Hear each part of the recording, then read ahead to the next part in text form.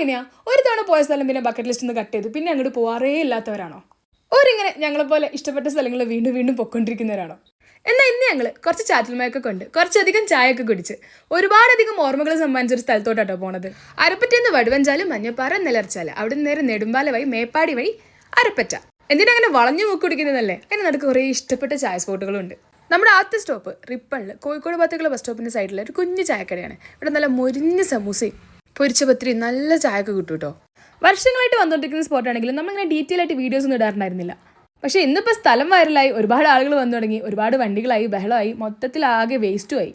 ഇത്രയും ഭംഗിയുള്ള സ്ഥലങ്ങളിൽ എങ്ങനെയാണോ ഇങ്ങനെ റാൻഡമായിട്ട് വലിച്ചെറിയാൻ തോന്നുന്നത് അല്ലേ? നിലർച്ചാലിൽ പോയിന്റിൻ്റെ അടുത്തായിട്ട് ഇപ്പോൾ വന്നിട്ടുള്ള 2-3 ചായക്കടകളിൽ നമ്മൾ ഒന്നിൽ കയറിയിട്ടുണ്ടായിരുന്നു.